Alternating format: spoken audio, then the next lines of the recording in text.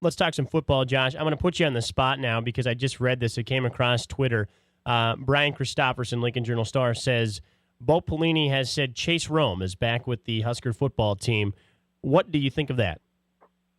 I definitely think it's interesting. I started to hear last night that it was a possibility he might be coming back, and then it really kind of ramped up this morning.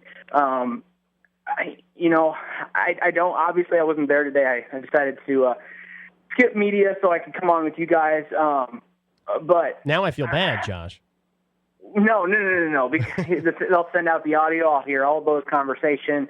But it was interesting. Obviously, I don't know, what some of the follow-up questions were, if he got into the reasons why he left, if there was any stipulations on coming back. But obviously, when he left the first time, I don't want to say Bo threw him under the bus, but he had some strong comments about how Chase Rome's, where he was at right now was not where, in sync with the football team.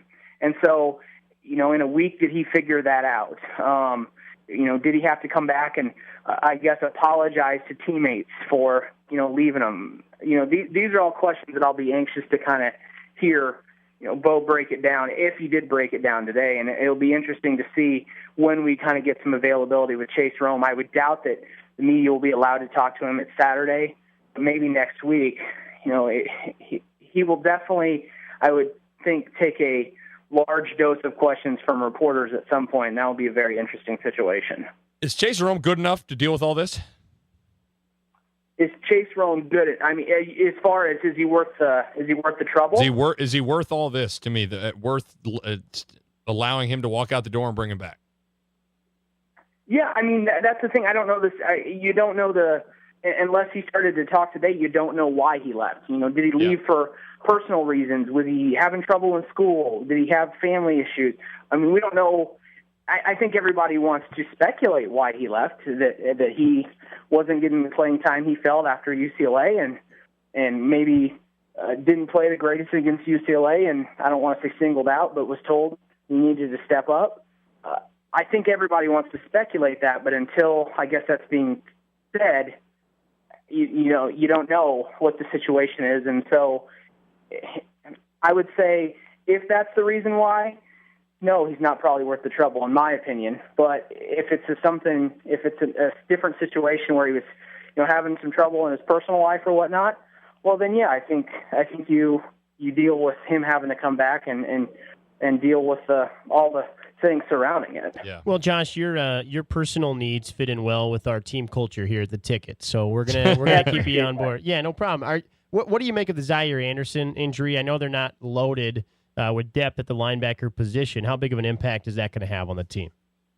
I think it's definitely got an impact. I think it's going to hurt you more against certain teams than others. I think you really need him out there against those spread teams, judging by what we saw from Alonzo Whaley. I think he's ahead of David Santos as well. You hope Santos kind of steps up in a hurry, just because Zaire's played at the junior college. So he's a little bit higher game experience than Santos at this point, even though they've only played both one game at the D1 level. And it really scares me when they start throwing out names like Thomas Brown and Michael Rose, because I think both of those guys really would benefit from a year in the program to redshirt. I've seen Michael Rose up close and personal. I definitely think he needs a year, and most people you talk to, he was ahead of Thomas Brown coming out of high school, and so that position is obviously thin. When they get back to that base defense, I think we'll see Alonzo Whaley again, which I think in a base defense he's not maybe as exposed as much in the spread. I will be interested to see, too, if they go some more dime situations where they can throw Cooper down there and have him out there with maybe Deontay Evans. Josh, you followed and covered and evaluated Jamal Turner in high school, and I'm sure you probably thought that's a guy that, is a great athlete and could play wide receiver. When you watched Breon Carnes play, did you think, maybe that guy could end up playing wide receiver? Like he's that athletic, he could do that. Breon Carnes, no. I mean, I didn't watch him coming out of high school that way, but I mean, I've seen the tape from high school, and I've seen what he's done on the field. And no, I don't think I don't look at him and go, this move is going to benefit him because at the end of the year he's going to be biting at somebody's heels, or at the beginning of next year he's going to be in the 2D, especially the position that I think you can make the case that it's the strongest position and the most loaded position on the team right now. And so, no, I don't think that move really benefits Breon Carnes that much. But if he feels like it's a situation where he can maybe hit the field faster, I mean, definitely try him out there. Right. Where do you put Nebraska right now in the Big Ten? Where would you rate them? Right now I have them, I believe, fourth. Michigan, I'm trying to think, Michigan State, Michigan, and Ohio State? And Ohio State. Sorry about that. Yeah. Those three, and then I have Nebraska actually pretty far out ahead of Wisconsin. I have not liked what I've seen from the Badgers so far, and I thought it was absolutely hilarious how they're celebrating against their win against Utah State. But yeah, right now I would have Nebraska right about in fourth, and I don't think they're that far off Michigan State just because of the Spartans' offensive troubles, especially on Saturday night. I watched that game against Notre Dame, and that offense, it's very, very suspect right now, and I kind of felt that way coming into the year. I kept saying when you have a quarterback that they keep touting as serviceable, I don't like that word, and so their offense really hasn't performed right now, and no matter how great your defense is, you're going to have to put some points on the board, and definitely Michigan State's having a problem doing that. How good? Do you think Nebraska has the best offense in the Big Ten right now?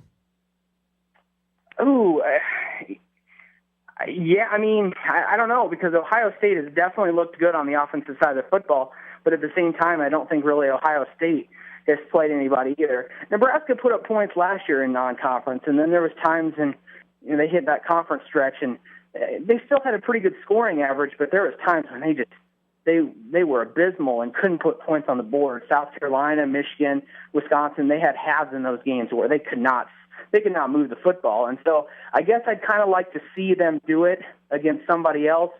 They struggled in that second half against UCLA on offense, and so until they play somebody and can put two halves of football together, I don't think I want to deem them the best offense in the Big Ten.